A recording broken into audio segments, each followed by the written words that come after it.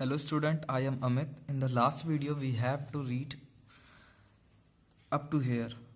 Now we are going to start a reading from here. Okay. When we inhale, our diaphragm contract, and when we exhale, it expands. Can you notice these changes in the diaphragm on inhalation or exhalation?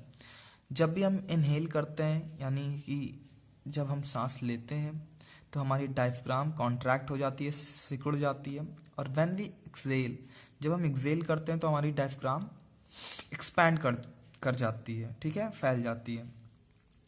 Can you notice these changes? क्या आपने कभी ये changes को notice किया है in the diagram on inhalation और exhalation?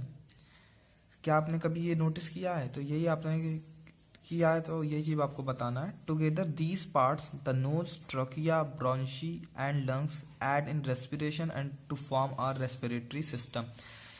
अब ये सारे पार्ट्स मिलकर हमारा रेस्पिरेटरी सिस्टम को बनाते हैं. ओके, वो कौन से पार्ट्स हैं? Nose, trachea, bronchi and lungs, respiration में ऐड होने के बाद, and form our respiratory system. Respiration can be defined as the process in which our body uses absorbed oxygen to break down the food into energy. So respiration, जैसा कि हम लोग पहले भी पढ़ चुके हैं कि respiration को डिफाइंड ऐसे किया जा सकता है कि ये एक प्रोसेस है जिसमें बॉडी क्या करती है, एक absorbed ऑक्सीजन को लेती है और वो absorbed ऑक्सीजन फूड को ब्रेक डाउन करने में जाता है और फिर वहां से हमको एनर्जी मिलती है. ठीक है. No more. It is extremely important for us to keep our heart and lungs healthy. ये बहुत ज़रूरी है कि हमें अपने हार्ट और लंग्स को हेल्दी रखना चाहिए. अब कैसे किया जा सकता है?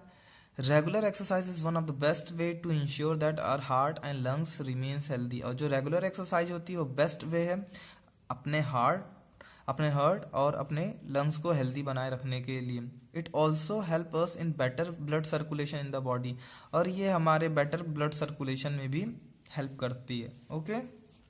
Inhaled and exhaled air. Air is a mixture of different gases. We know that air is a mixture of different gases like nitrogen, oxygen. सबसे ज्यादा नाइट्रोजन ही है. After that we have oxygen and carbon dioxide.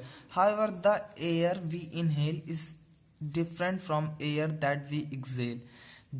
जो हवा मतलब जो air हम inhale करते हैं वो डिफरेंट होती है air that we exhale. Okay.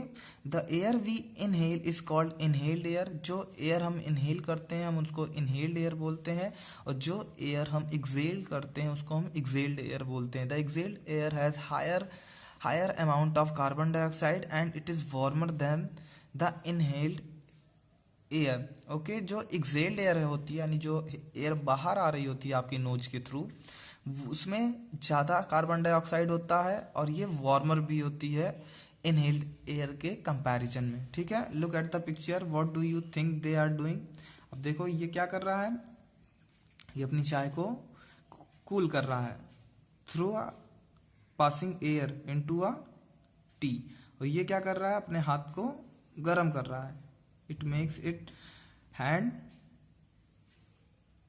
warm. Okay. So यहाँ पे क्या यूज कर रहा है, ये एक्सहेल एयर को यूज कर रहा है और ये भी एक्सहेल एयर को भी यूज कर रहा है actually. Okay. How we see people blowing on their hand on a cold day to warm them. Have you seen people blowing on their hand on a cold day to warm them? आपने देखा होगा कि people अपने हाथ को blow करते हैं, अपने हैंड्स को कोल्ड डे में वार्म रखने के लिए. Okay. On blowing into a hot cup of coffee to cool it. और ब्लो किया जाता है हॉट कप ऑफ कॉफी को या टी को कूल करने के लिए. आपने देखा होगा ये. Remember the exhale air is warmer then a surrounding air. और आपकी जो एक्सहेल एयर होती है वो सराउंडिंग एयर से वार्मर होती है. Okay. Let us do another activity. एक एक्टिविटी यहाँ पे करनी है. Breathe on to the surface of mirror. आपको अपने सरफेस ऑफ मिरर पे ब्रीथ करना है. What do you notice? आप नोटिस क्या करो, कभी आप करना, आप ब्रीथ करना, आप अपनी एक्सहेल एयर को आप अपने मिरर के सामने ले जाना, तो आप देखोगे कि मिरर के आगे आप ऐसी कुछ पिक्चर आएगी. आप देखोगे, अभी नोटिस करना आप इसको. करके देखना एक बार। You will notice water droplet forming on the surface of mirror.